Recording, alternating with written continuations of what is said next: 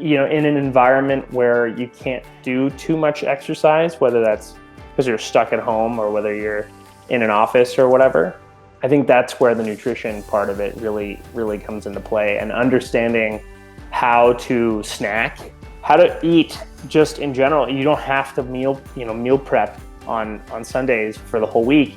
You can go out to lunch and stuff and just make the right decisions. For me, it was kind of a aha moment when I realized that the more water content in a snack, the more it's going to fill you up, but the less calories it has. Hello everyone. Welcome to a very special edition of Eat, Play, Fit podcast, where we simplify health and wellness using our three pillars of eat, play, and fit, which is nutrition, fun, and fitness. I'm your host, Chef Unisa Kadri, and today my guest is Johann Warnholtz. Johann is a desert-dwelling, outdoor-obsessed extrovert from Phoenix, Arizona. He has a bachelor's degree in exercise and wellness from Arizona State University, and while his career is actually in marketing, he is a lifelong runner and a triathlete, and he uses his knowledge of health and fitness to keep himself and his family healthy. He believes in a no-nonsense and simple approach to fitness, weight loss, and nutrition, and he enjoys sharing his insights with anyone who wants to hear them. You can find him on Instagram and Twitter at Run Wander Wonder. Again, Run Wander Wonder. So here is my conversation with Johann, where I learned so much about weight loss, fitness, running shoes, and so much more. Hey Johann, welcome to Eat, Play, Fit podcast. And it is so great to talk to you today. Thanks for having me. Yeah, so tell us a little bit more about yourself. What's your story? Yeah, so I grew up in a family of endurance athletes, so triathletes, runners. My everyone in my family has done at least one Ironman, triathlon, marathons, ultra marathons. It's kind of the environment I grew up in. But like everyone else in the world, you reach kind of a period in your life where the job is more important, or you get busier and it gets kind of harder to do. And that definitely happened to me. I got into marketing. I'm in marketing and PR right now, and just one of those things where I kind of got out of shape. And even though my degree is in exercise science, it's just that story that happens to everyone, where kind of got out of shape and then had to kind of refine it. And so I live in Phoenix, Arizona, which has its ups and downs. In the winter, it's easier to go outside and work out, but in the summer, it's definitely a lot harder. So yeah, I would call myself a lifelong athlete of some kind, and then definitely somebody who has had to kind of refocus on health, wellness, nutrition, all that stuff. And so yeah. So we love talking to you for that reason. Perfect. So are you training for any of the triathlons, Ironman, anything right now? So the last time I did a Ironman was in 2017. And then that's really when that basically was about 12 years. That was the end of a 12-year period where I was just constantly training for something, whether it was an Ironman or an ultra marathon or a half Ironman or just something. It was just constant training. And so after the last one, I just kind of decided that I needed a break. And I did a little bit of weightlifting in there, but then I kind of fell off of that and started enjoying the Saturday and Sunday brunch lifestyle, and just kind of not putting as much effort into it because it had been so much for so long. And so then last year, in about October of last year, I was engaged.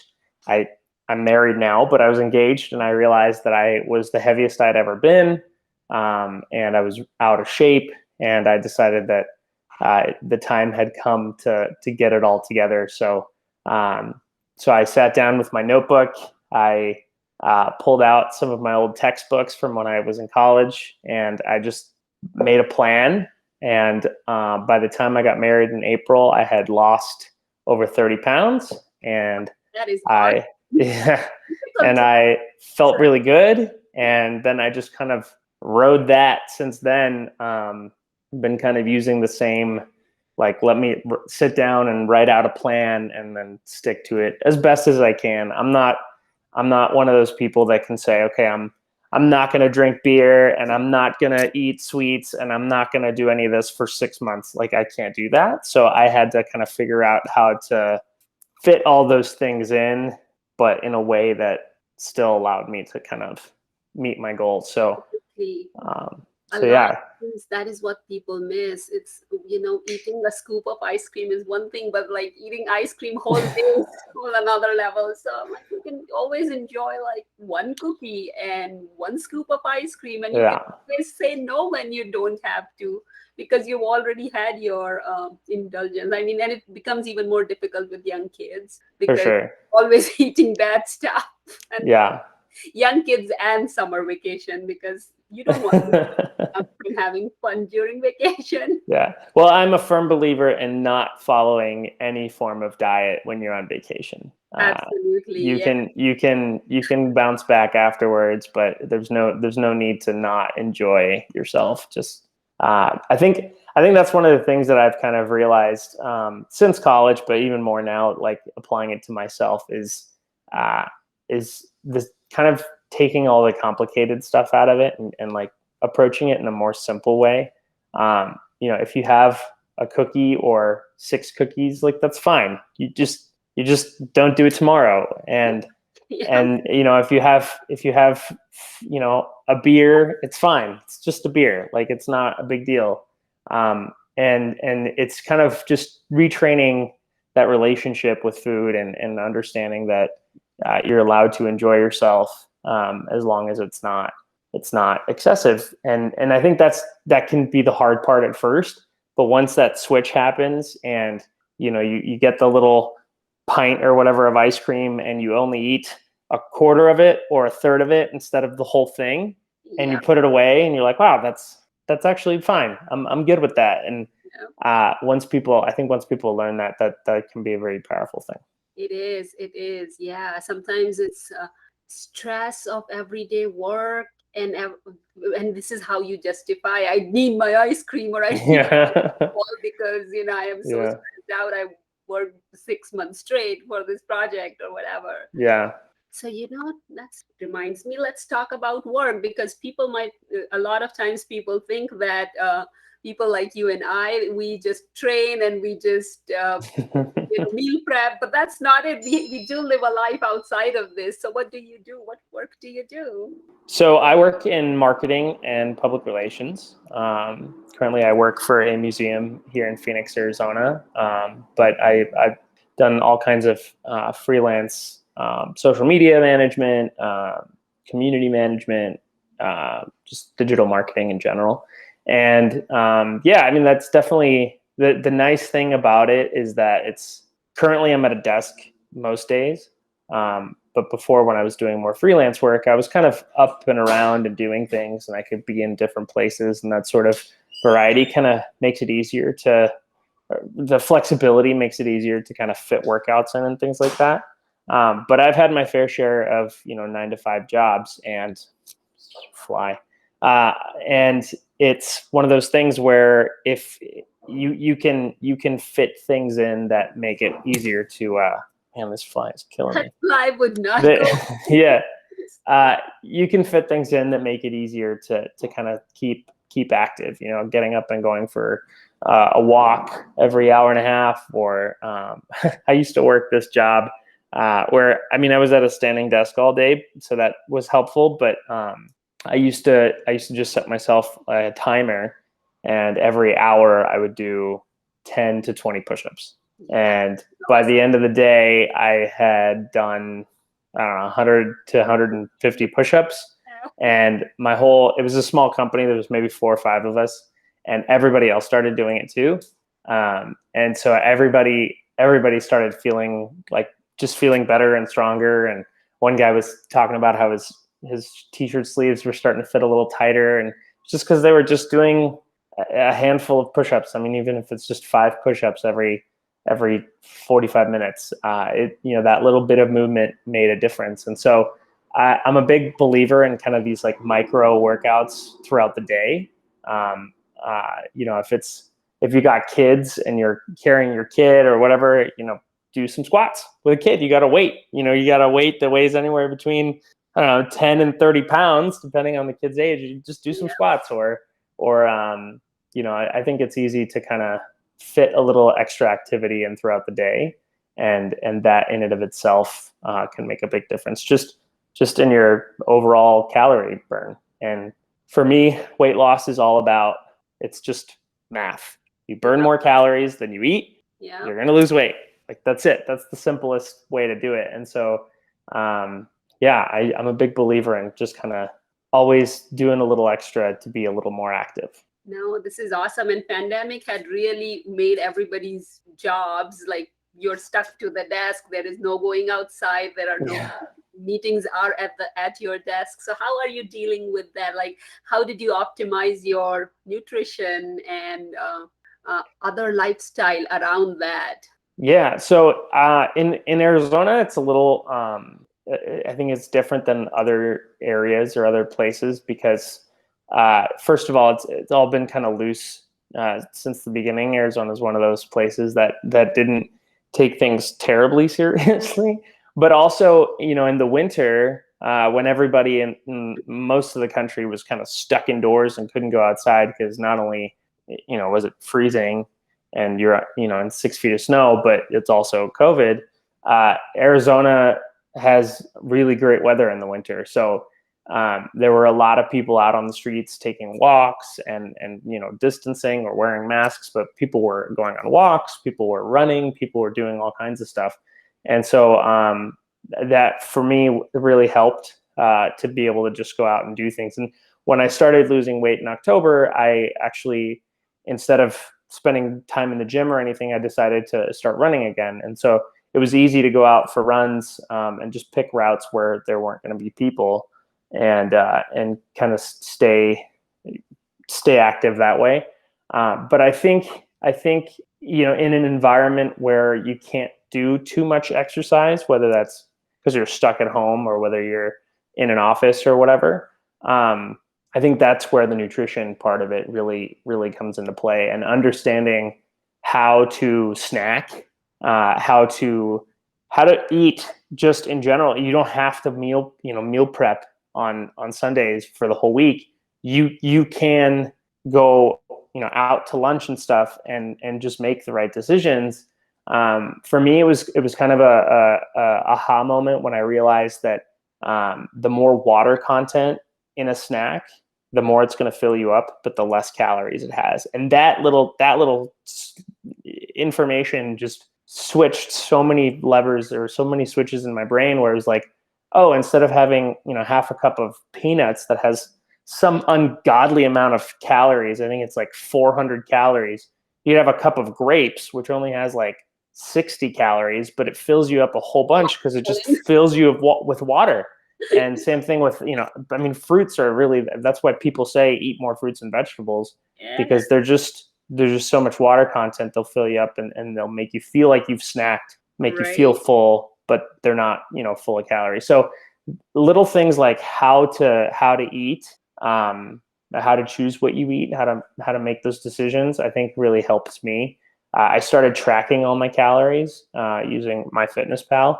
And that really helped too, because just the awareness of knowing what I'm eating and how many calories it has, like, led me to just naturally making better decisions. So if I went to, you know, In-N-Out and had a burger and fries and a soda, and that's 1,100 calories, and I'm like, oh, that's a lot of calories. And so the next time I wanted to go out to lunch, I was like, yeah, maybe I won't go to In-N-Out. And it wasn't because, oh, I can't go to In-N-Out. It's like, I have this goal. I want to lose weight. So 1,100 calories doesn't align with that. So I'm going to make a different decision.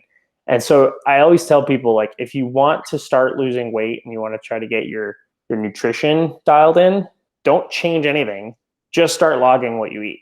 And that in and of itself is going to trigger just this awareness of what it is you're eating. You know, oh, I ate this bag of chips and the whole bag is 900 calories. Yeah, and now you're almost at the limit for your. Yeah. And so you just end up making better decisions just because now you're aware of what it is you're doing. And I think that is just this unsung simplicity of the whole process. Obviously once you start dialing in more specific goals, whether that's, building muscle, or whether that's building endurance to train for a marathon, or whether that's specific things like that, then obviously things have to get dialed in a little more aggressively. But if all you want to do is drop 20 pounds, like, it is incredible how just knowing what you're eating can make the difference. Yeah, I was one of those people that was forever against calorie counting, but I also cook a lot. I mean, I love food. I love experimenting with food and all kinds of food. So I am like on whim able to meal prep and optimize for how I eat. But now that you mention it, I really am learning something new. Sometimes, I mean, some people probably just don't cook. It doesn't come easy to them, and for them, awareness itself could play a big role. And For when sure. you're trying to lose just 10-20 pounds, I mean, that is it.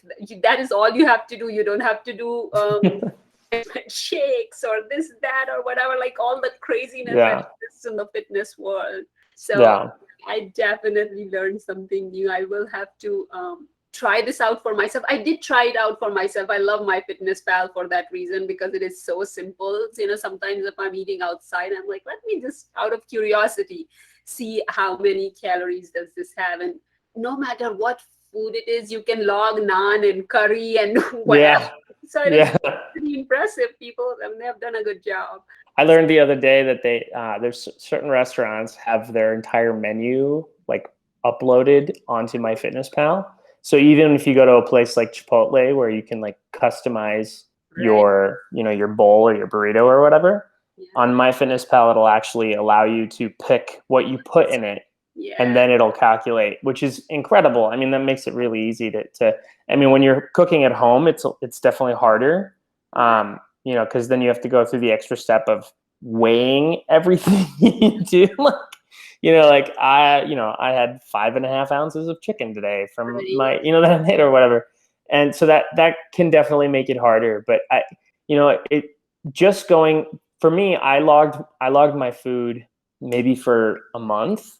Yeah. And then I just kind of knew, like, it helped me set this baseline of like, okay, a chicken breast is this many calories, and so then I didn't have to be as consistent with it, or as detailed with it, because I just kind of was able to. I just learned what foods, how many calories different foods have, and so that was you kind of go through the process of learning that, and then once you know it, you don't have to be as as exact and as neurotic about it. But yeah, I mean, one of the things that I've been working on is increasing my protein intake, because I did some reading, and I mean, it makes sense when you say it, but a lot of people, when they want to lose weight, they typically turn to like cardio, which I'm obviously, that is where all my background is, so I have no problem with that. But what I realize is there's this disconnect between what happens during a workout, which with cardio you're burning more fat, you're burning more calories overall, because you're just constantly moving at a lower intensity, and so you have what's happening during the workout, and then you have what's happening after the workout. And what I started reading was, that people who focus more on weightlifting and on strength training, specifically, and building a little bit more muscle mass, is that you increase this base, this resting metabolic rate, which basically means that you're burning more calories just by existing, because you have more muscles that are having to be fed more. And so I started, this is all new to me because I had done nothing but cardio for so long. And And so I started doing that. And what I realized was that when you're wanting to do that, you have to take in all this protein. So I started being a lot more conscious of how to get more protein. And sometimes I just don't have time to make my lunch at home. So so I started looking into different restaurants and fast food places and things like options that I could do. And the reason I mentioned Chipotle earlier is because you could literally go to Chipotle and get a bowl that has nothing but meat and lettuce and salsa. And I was like, this is incredible. It's super filling. It's a ton of protein, and it's really, really tasty, and you can log it. So there are options. I guess my point is that there are options out there, and there's always, even if you can't meal prep and even if you don't have time to make lunch on a certain day, you can still go somewhere and find something that's going to align with whatever your goals are. I think vegans are a good example of this. Like if you're vegan, like you can go to almost any restaurant and find something that you're going to be able to eat. Yeah. And so if you're trying to lose weight and you're trying to eat healthy, the same goes for you. You can go out to dinner and find something. So Right. Yeah, I think there is that whole customization piece that people miss out on. Definitely. Ask for it. I remember there was a time when I had a time limit, or why I was trying to. I think it was right after my daughter was born. She's my second one. So I was like, okay, I need to get rid of this mom weight. And then so even if I was eating out, at a place that serves nothing but burgers, I would just have them remove the bun, or and just order extra lettuce so I think there is a name for it, unwich it. Yeah. Unwich. So I would just order the whole thing, take the buns out and give it to my kids, and then only they love bread. So yeah. I only eat the patty and cheese with the lettuce. I know that some fast food places. I'm on the West Coast, so In-N-Out is kind of it's the one we love. But so they do like a protein style burger where they'll just wrap it in lettuce for you.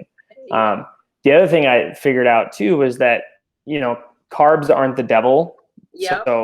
So it's okay. It's okay to have the bread sometimes. But what I realized is that a burger in and of itself is actually not. It's not that bad. It's got some vegetables in it. It's got your protein in it. The bread gives you your carbs. Like it's not so bad. The problem is when you combine the burger with a pile of fries, which there's the problem. And then the soda, a burger in and of itself, if you go to McDonald's or Burger King or Sonic or any of these places, just the burger, it's usually somewhere between 500 and 700 calories, which for a lunch is actually pretty. That's decent. That's great. And it's got fats, it's got proteins, it's got carbs, it's got everything you need. But when you add the fries and the soda, now you're breaching that 1,500 calorie lunch, and you've just doubled your calorie intake. So just learning those things, I think, has so much use. I can go and have a burger and not feel guilty about it. Right. No, but if I have the fries and that's Well, this is empowering, because this is what people miss out on. Yeah. I'm a big believer in simplicity. Like, don't overcomplicate everything. Know what you're eating, and then make your decisions based on that. When I was in college, I went to this presentation where these doctorate students each group of them had kind of picked a fad diet and gone really deep into the research and figured out. They kind of did these meta research. What is it called? I forget what it's called. But they figured out the really detailed science behind each fad, and each one, all of them, the conclusion was this isn't really very good. Atkins, not good. South Beach, whatever, all these diets were not good. But when it came to the Weight Watchers people, the Weight Watchers group was like, there's nothing wrong with it, because all it's doing is teaching better habits. Right. It's teaching awareness of what you're eating. So if in Weight Watchers you get a certain amount of points each day, which literally just just another way to frame calories. And if you want to have 5 Oreos, you can have 5 Oreos, but they're worth more points than if you have an apple. So if you eat the 5 Oreos, that means you're going to have less points to eat later. But if you have an apple, you're going to have more points. Right. And so that simple kind of almost gamification of the whole process taught people better habits, so that when they got off of Weight Watchers, they just knew how to make better decisions. While in something like Atkins, where they just say like no carbs, you go through whatever amount of time, 30 days, 3 months, whatever, that you do this thing, and then you're off the diet and you're just like, bring on the carbs, and you just eat all of the cake and all of the things and all of the, and then it just swings back because you didn't learn anything. You just deprived yourself for X amount of time. And so that kind of just simplicity, like learn portions, learn how to make decisions. That to me is the best way to do it. And then the same thing goes for fitness in general. Like, you don't need to do a complicated workout schedule. You don't need to, if you have certain goals, sure. If you want to train for a marathon, you probably need to follow some plan. But if all you want to do is just be more fit and like more active, go for walks, go for, bike rides, play basketball, play tennis. I don't know, just do something. Park further away from the grocery store, so you have to walk further. Like that, literally, that's all it takes. It does not take a lot of work to just be in decent, normal shape. But everybody wants to complicate it. Oh, I signed up for a plan, or I signed up for this thing, or I got this app. It's like, if that helps you, great. There's nothing wrong with that. But you don't need to put all this pressure on yourself to like do all these things perfectly in order to just improve. Just going up 10 flights of stairs more a day is going to improve you. It's going to help. Yeah, absolutely. I think people make it complicated, and then when they fail, or maybe they succeed, and then when they are off that complicated diet, keto, Atkins, whatever is the new fad right now, and when they put on the weight, then they start blaming it upon themselves. I just can't do it. It is me. But it is not them. They have overcomplicated it in the first place, and it is difficult to adhere. And I have to say that you are very brave to be able to even call out these, cutting the whole nutrition group, and that there are problems with these diets, because there is like massive influencers who are like like giving up carbs, making live on protein, 100% meat. I'm like, no, you don't have to, because carbs cause cancer, but they don't. Yeah. So this is funny. This is something that I kind of realized the other day. So there's 2 things. One is the fitness and health industry is built on overcomplicating it so that people pay money to get whatever, to feel like they have to pay money in order to get results. So the whole, and this is maybe controversial, because I literally went to college to potentially cash in on that industry, right? And so for me, like that's frustrating. Like we don't have to overcomplicate it. We just have to provide guidance, and that in and of itself can be probably more effective than trying to make it really complicated for people, because you make it more accessible. If your goal is to actually help people get into better shape, then you should simplify it and you should make it as accessible for people as possible. If your goal is to just charge more, then yeah, I get it. But then the other thing too is the whole diet thing, right? Like Atkins, in the, the 80s, it was like no fat, everything's fat free, like fat is the devil. And what nobody ever talks about is why. Like why did low fat diets initially maybe help people lose weight at first? And it's literally all comes back to calorie counting, because 1 gram of fat has 9 calories. 1 gram of protein has 4 calories, and 1 gram of carbs have 4 calories. So if you're eating the same amount of fat as you are of protein, it's more than twice as many calories, which is why the fries are the problem, right? But but and then with carbs, the reason why nobody wants to eat carbs is because carbs are the most easy to find. You know, that's bread, pasta, fruits, vegetables, cookies, candy, et cetera, et cetera. I mean, there are far more options that have a ton of carbs. So yeah, if you lower people's carb intake, you're going to lower their overall calorie intake. At the end of the day, it all boils down to calories in. How do you manage that? And so what it's turned into is, well, if you're gonna cut down on your calories, you need to cut out all of your fat.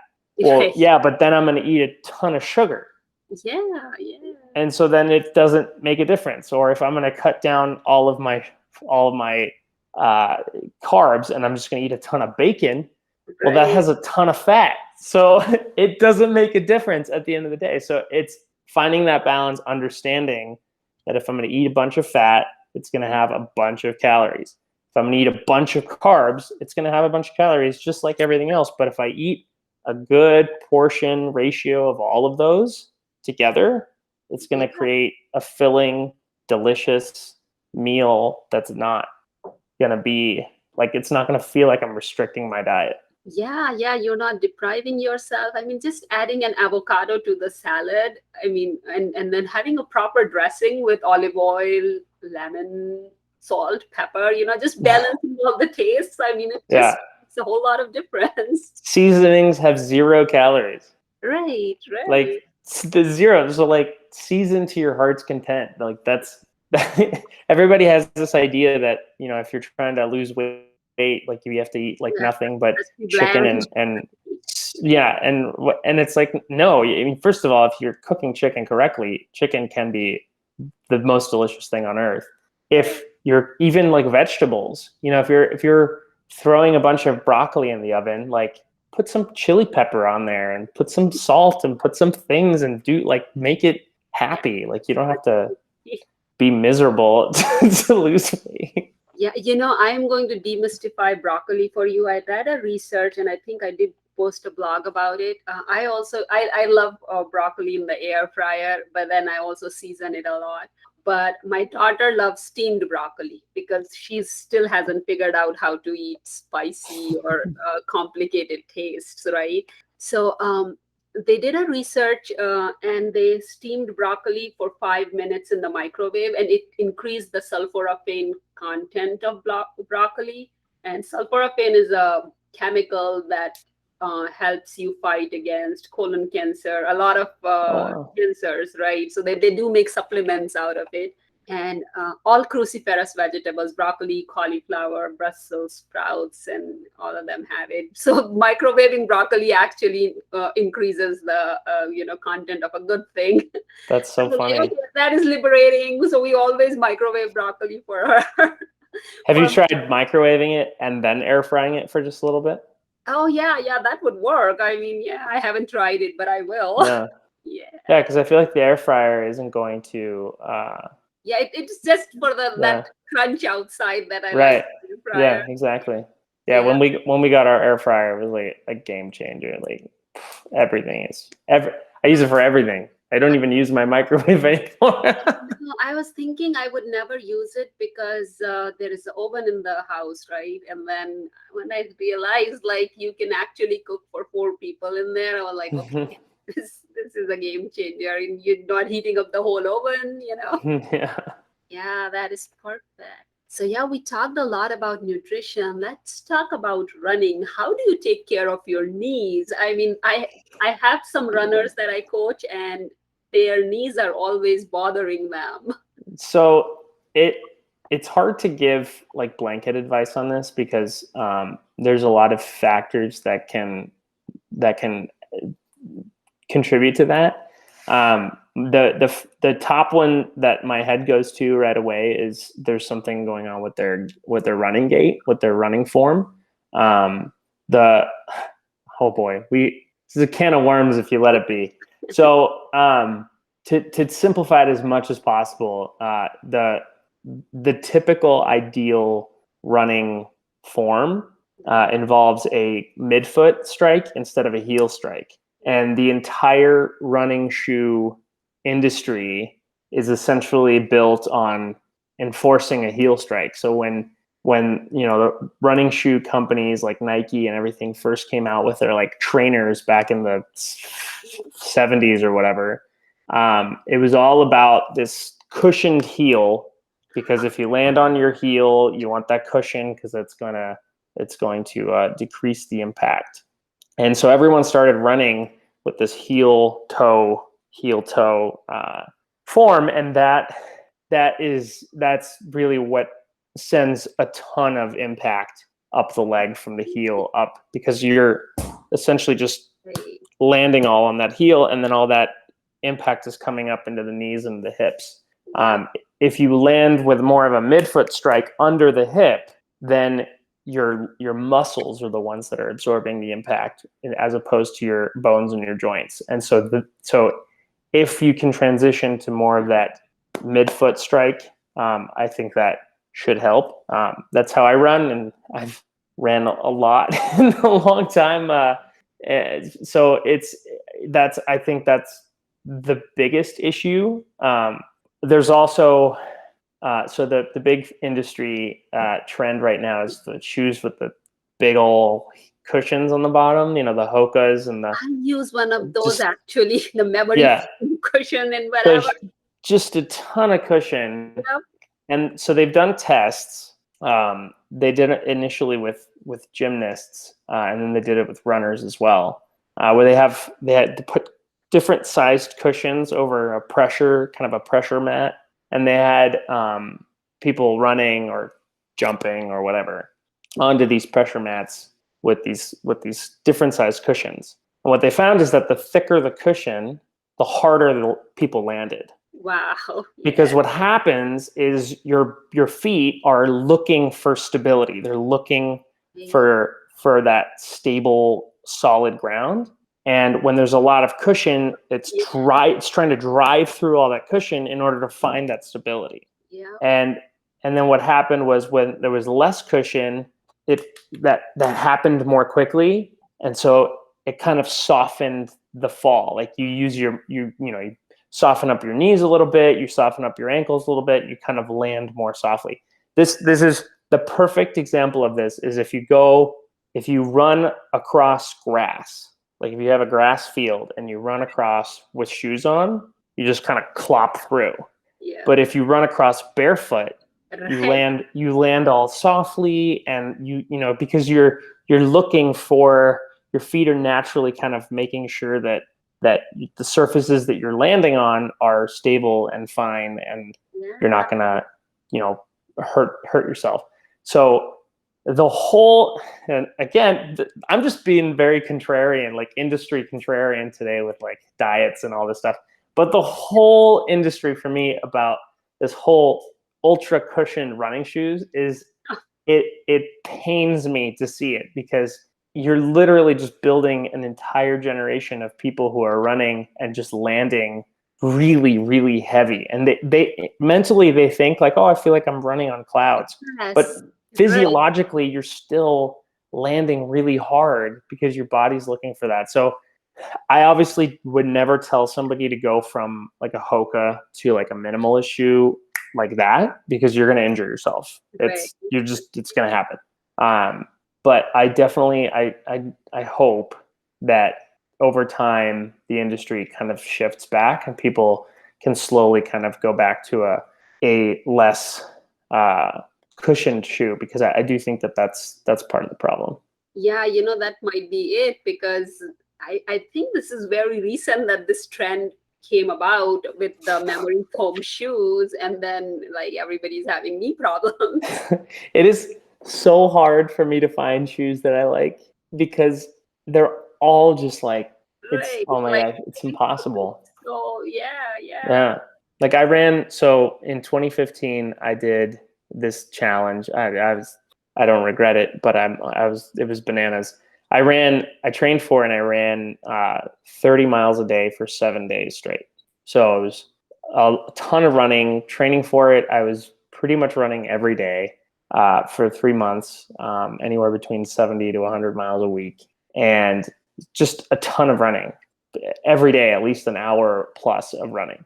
And there was not a single injury. I never got injured. I never got hurt. And it was all on not ultra minimalist, like, zero drop, just nothing. I was running in Solomon's. They were the Sense mantras, I think. Right. 6 millimeter drop, not super, a cushion. I mean, they were trail running shoes, so they had like a rock plate to kind of protect from rocks and things like that. But you could feel the ground underneath you. Yeah. And that's what I ran in. I had 5 pairs of them that I'd rotate through, but that's what I ran in, and it was terrific. And I know that running shoes are very individual. Somebody asks me what brand of running shoes should I get, or, oh, I got Brooks, I'm excited about that, or Asics or whatever. There's no one brand that's going to be better than the others because it's so individual. Toe box widths and heel widths and, all kinds of different factors, what the drop is, et cetera. And there's just so many different things that factor in. But yeah, if I had to make any suggestion to anybody, it's don't go super, super cushion. Let your feet feel the ground.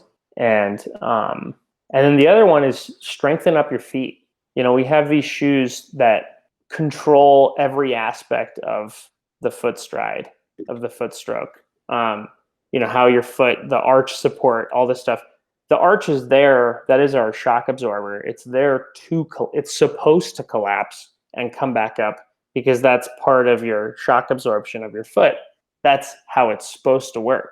So if you have an arch and you throw some support on it and you don't let your arch do anything, then your feet are going to weaken. And then injuries are just going to happen super easily. So I tell people, like, don't go everything has to be done progressively, right? You don't want to go from 0 to, if you've been running with shoes that have arch support for 10 years, don't just suddenly go to one that doesn't have arch support, because so you have to kind of do it progressively. But I tell, one of the exercises that I give people when I was coaching runners, one of the exercises I give people a lot is just do simple, like, not deep. You're not doing one-legged like pistol squats, but like simple little one-legged squats in front of a mirror, so that you can watch your knee track over your foot and make sure your knee's not doing anything crazy. Keep your feet straight and your legs straight over it, and just kind of come down. I mean, like small, like just micro up and down. And then once that feels really comfortable on both feet, fold up a towel and stand on the towel to like add instability, and then do that. And what that's going to do is it's going to strengthen up your feet. It's going to strengthen up all the tiny little, supporting muscles in the knees and the hips, the ones that we don't typically use much when we're running because we're just going forward. Yep. So lateral movements, things like that. And then I also tell people, get on the trails. If you have trails near you that you can go run off-road on uneven ground where you're kind of having to move side to side and do things a little more dynamically than just running on a road, that is going to it's going to help a lot in building a little more strength, building more stability, and hopefully avoiding some injuries. Yeah, and the trails are beautiful to run as opposed to like watching the cars go by. So So much better. So out of everything I learned today, I think the only thing I'm doing right is I go on trails. I'm lucky to live in Maryland, and we are it's mountains and beautiful trails and streams everywhere. That's perfect. I definitely have to fix my shoe. I like the idea of just watching, doing the single leg squat and then just watching how your knee lands, because I think just to see whether it's not doing something crazy, because I think I know I had to fix how I walk also, because I have scoliosis that I live with, and I am going to figure out the right shoe, because I know I'm doing the shoe wrong for sure. Yeah, I'm probably wearing the cushion one, and I wasn't aware of that arc the heel arc, the arc thing too, because I'm sure all of my shoes are shaped to give that support. And I don't know why. I mean, I'd never thought about it. And I think in my brain, I'm going, yeah, maybe that is helpful. But I never thought about, remember how people walked bare feet for thousands of years when they didn't have or they just Yeah. walk in flip-flops and stuff. And I think that's the only thing that's going for me. I have some flip-flops and some flat sandals and stuff for summer that probably help, but my Yeah. shoe definitely is not helping. Yeah, just make sure you do it progressively because it can be a problem if you just kind of Just go for immediately go into it. yeah. And then with the one-legged squats thing, the thing I'd tell people is don't go any lower than like your hips should stay parallel to the ground the whole time. Right. So if you get to that level where one hip starts dropping, that's your stopping point. Just go down to where you can go with your hips parallel and then come back up and do 3-4 sets of 10 on each leg every morning, and then add a folded towel or a pillow or something to just add more instability to the whole thing, and just make sure that your feet and your knees are tracking straight. Yeah. And that is incredibly helpful to people. To avoid injuries and just to create more stability in their joints. This is perfect. Yeah. I think the only other question I would so because the three pillars of my philosophy are like nutrition, fitness, and then play. What do you do for fun? Oh man, I'm a big fan of anything outdoors. So camping, backpacking, hiking. We got stand-up paddle boards for Christmas last year, so we used those a lot. So I love going outside and doing things outside. I mentioned beer a couple of times earlier. I'm a big fan of craft beer. I like kind of exploring that whole world. And yeah, I mean, just most active things I enjoy, whether it's playing beach volleyball with friends or going on bike rides or whatever. And then I also I play a little music. I play the piano and the guitar, and yeah, that anything creative. I like taking pictures. I like writing. I like Yeah, and it's good to have hobbies. I mean, yeah. I like all of yours keep you moving, so that is good. Yeah, that's something I probably should have said earlier. If you find a hobby, like something you just enjoy that you think is fun, that is active, it's going to make staying in shape and losing a little bit of weight 1,000 times easier. I run because I like running. Like I enjoy running, and so for me, now I have a chore. I have to yeah. else. Yeah. So if you have something that you enjoy doing and you can't wait to go do it every day and it's active, then you're going to be in better shape than most people just because you're doing that. If you are having to peel yourself out of bed every morning to go to the gym and you hate every minute of it, or you go for runs and you hate every minute of it, it's not sustainable. You're eventually going to be like, this is stupid. I don't want to do it anymore. So I am a big proponent of finding a hobby, and there are so many options that you're going to love doing. I spent maybe 3 years in my early 20s rock climbing almost every day, 6 days a week, 5-6 days a week for 3 hours a day because I loved it so much.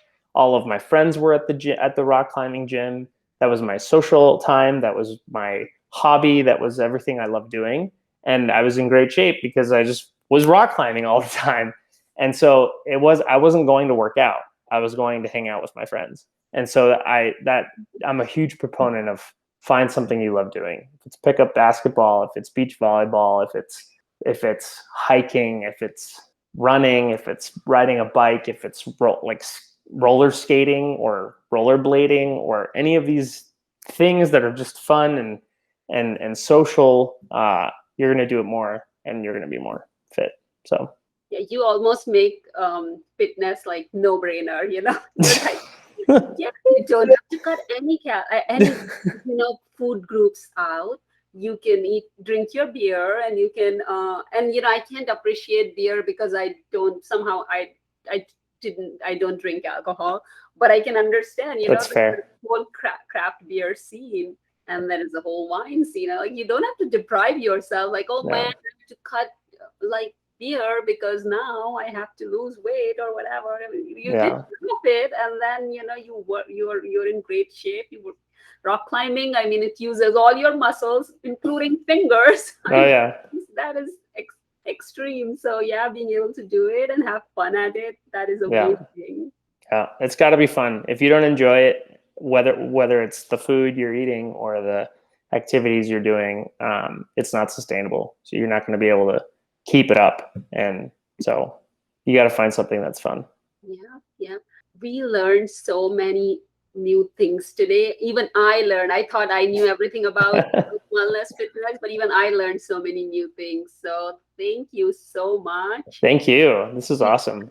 Yeah. Do you have any last words to tell people? Like, if there's one piece of advice unrelated to fitness, what would you want to tell people? I think it goes back to what we just talked about is whatever whatever goal you have, whatever thing you're trying to achieve, if there's a way to make it fun or just make it enjoyable, like it's going to be easier to achieve. Whether, I mean, even if that's something like cleaning your house, I've put some music on that you like, or put a movie on that you love in the background, like something to kind of get you through it and like make it more enjoyable. But it's definitely even more applicable to nutrition and fitness and health, is if you can make everything that you're doing enjoyable, you're going to do it more. You're going to not, if you can't wait to go do it, that you found, that's what you found the thing. And then, yeah, so many benefits from that. Yeah, this is so valuable. I'm going to be using that trick because I have a renovation going on upstairs, and I'm holed up in like 2 rooms that I've closed, and everything else is like dust everywhere, and it's a mess. So I'm going to put on some good music, or maybe this conversation, so I can listen to it again, and then just do adjusting when they're done. Yeah, well, there you go. It's Mary Poppins. Had this song about what was it? Where they're cleaning up their room, and with every job there must be done, there's an element of fun. Right. If you find the fun, then snap, the job's a game. So Yeah. there you go. Oh yeah, so much wisdom in those movies. I'm a Disney nerd too, so Yeah. yeah, this was so fun. I can't wait to do this again. Yeah, thank you. Yeah, and I think there on the show notes I will have your bio and the link where people can find you. Perfect. And yeah, this is great, and hope to catch up again another time. Yeah, definitely. Thank you. Hi, I'm Allison with Desk Job Weight Loss Program. I invite you to try out the Desk Job Weight Loss System with one of our coaches. Commit for only 7 days and leave the rest up to us. We will focus only on 3 simple habits for 7 days that make it super simple to jumpstart your weight loss, with quantum habits that allow you to make losing weight part of your everyday life. These habits will become automatic and create a permanent lifestyle change rather than another thing you try and just don't stick with. These are the same methods hundreds of clients have used to lose weight and keep it off while working on very demanding projects and managing busy teams and families. You'll never know unless you take a chance and invest in yourself. Sign up today.